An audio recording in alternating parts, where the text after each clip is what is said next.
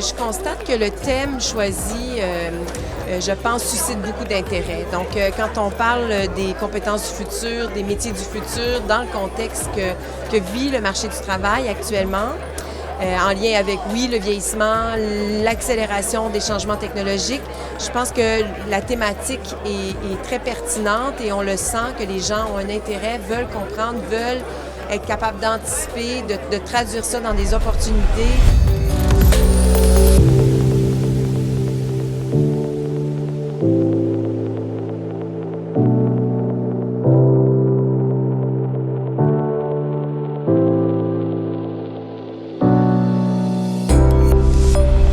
Il y a à peu près 35% des travailleurs qui disent qu'ils ont peur, qui se sentent menacés par l'automatisation, puis c'est tout à fait légitime.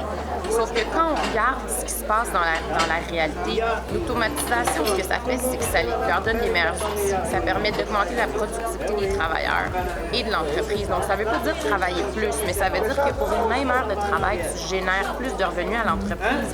Donc, théoriquement, l'entreprise peut mieux te payer.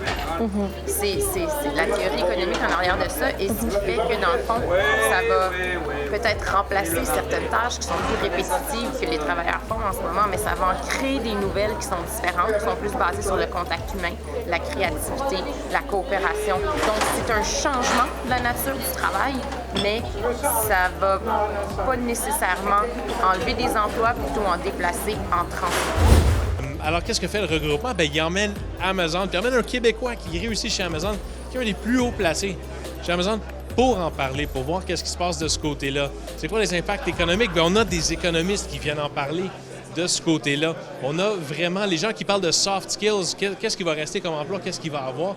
Fait que tous les enjeux, c'est vraiment d'actualité. Je dirais que le message le plus important, c'est qu'il y a beaucoup de belles opportunités, mais il faut savoir les saisir. Et pour ça, il faut avoir les bonnes compétences. Il faut avoir une bonne lecture de où l'économie s'en va au Québec et comment on peut vraiment bénéficier des grands partenaires comme Amazon.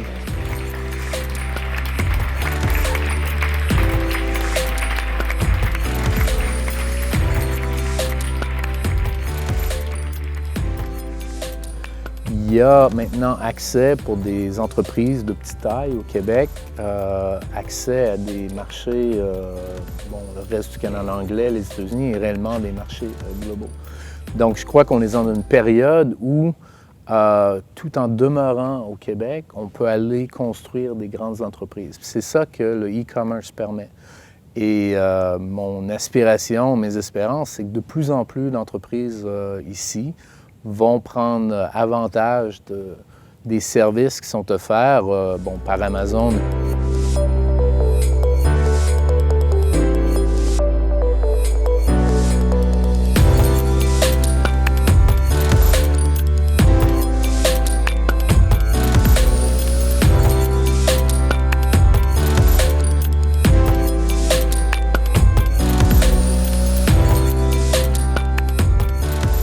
Pharmacie, c'est quelle place qu'on peut prendre dans ce nouveau monde où qu'on a les Amazones de ce monde qui seront les experts de nous livrer la marchandise chez nous quand on le peut, qu'on a besoin.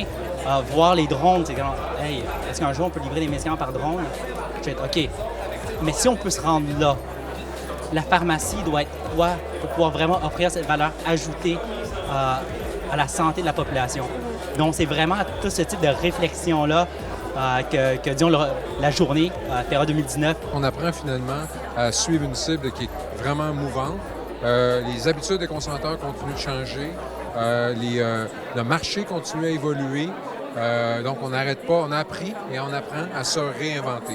Par exemple, la protection de renseignements personnels. Les lois au Canada ont été rédigées il y a plusieurs décennies dans un monde qui n'était pas nécessairement dans lequel on voyait l'utilisation de données massives, on ne voyait pas le partage énorme de données comme on le voit avec les grandes compagnies de réseaux sociaux, mais il faut quand même être conforme. Donc, il faut être créatif, penser à des solutions qui pourraient te permettre de la respecter tout en pouvant poursuivre le modèle d'affaires.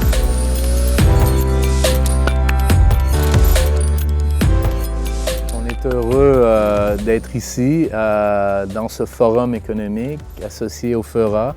Et aussi de partager avec des jeunes entrepreneurs québécois, des jeunes qui ont ces aspirations de connaître un peu plus ce que ça veut dire de opérer au niveau global, au niveau mondial, vraiment d'utiliser la technologie pour développer des choses intéressantes, pour changer un peu la réalité d'aujourd'hui et nous amener dans un futur intéressant. Donc, c'est vraiment une joie et on vous remercie de l'invitation.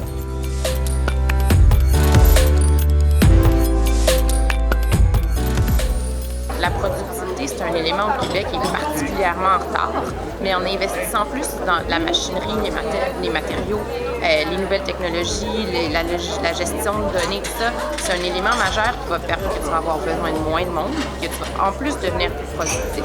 Investir dans la formation et dans les gens, ça aussi, ça doit devenir une préoccupation et les retenir, donc t'assurer qu'ils sont bien en emploi, ça va devenir plus important. Puis, de manière générale, c'est sûr que ça va être positif parce que si les employés sont plus heureux, ils sont mieux outillés pour travailler, tu es plus à jour dans tes technologies, tu as plus la préoccupation d'innover, bien, le Québec va être gagnant, c'est certain. Là.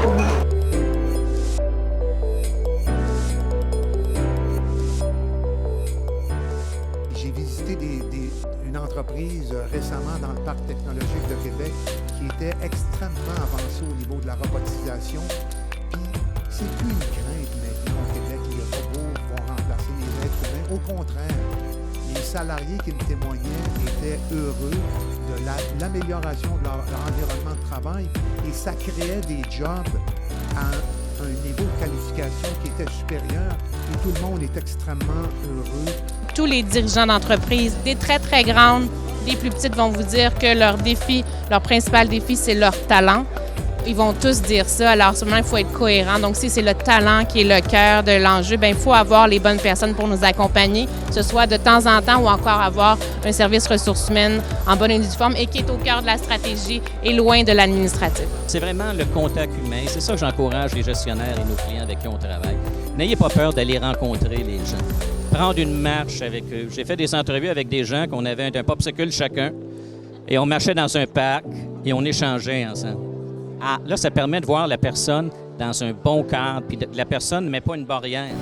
On travaille beaucoup auprès de nos propres employés à développer leur capacité humaine à faire face au futur. Puis que je pense que là-dessus, on a des choses qu'on a partagées ce matin, puis qui est intéressante aussi pour l'ensemble des entrepreneurs et de la relève, dans comment eux-mêmes, ils peuvent s'assurer de garder une agilité et d'être des leaders qui sont prêts à faire face à ce qu'il y a demain. De plus en plus de questions aussi de la part des employés de CGI qui nous disaient, nous, on veut être fiers de l'entreprise dans laquelle on travaille, on veut pouvoir mettre de l'avant ce qu'on réalise en tant qu'entreprise dans les communautés, pour l'environnement, pour l'éducation, etc.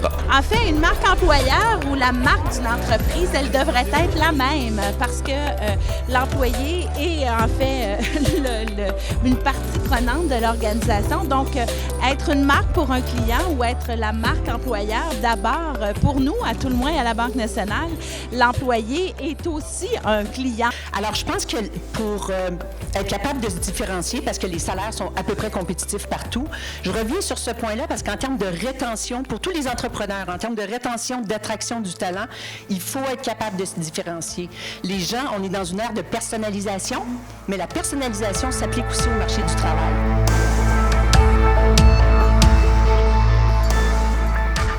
On va parler de l'intelligence artificielle, du big data, de la réalité virtuelle, de l'Internet des objets. En fait, ça amène énormément de préoccupations à l'être humain. À quoi bon je reste à faire? C'est quoi les boulots qui me restent à faire? Comment je vais me différencier? Et c'est là où l'intelligence émotionnelle prend tout son sens plus que jamais. La profession des TI est une profession qui, à chaque fois qu'il y a une mutation, elle est affectée. Quand il y a eu l'avènement du PC dans les années 80, tout le monde disait que les SS2I n'allaient plus exister. À l'avènement de l'Internet, pareil. Là, pour cette mutation technologique ou cette révolution 4.0, on peut l'appeler comme on veut, on dit que nos métiers, ils vont changer, il y a des métiers qui ne vont plus exister. Il va falloir se réinventer, revoir son métier, revoir sa façon de faire, revoir les structures et se réinventer au niveau des solutions et au niveau de l'approche client. Il y a toute une transition énergétique qui est au-devant de nous. Hydro-Québec, on veut vraiment se positionner comme un leader dans cette transition-là. beaucoup d'éléments qui vont être reliés à la technologie et aux clients. Donc, c'est important pour nous là, que nos gens développent les compétences nécessaires et les outils pour performer dans ce nouvel environnement.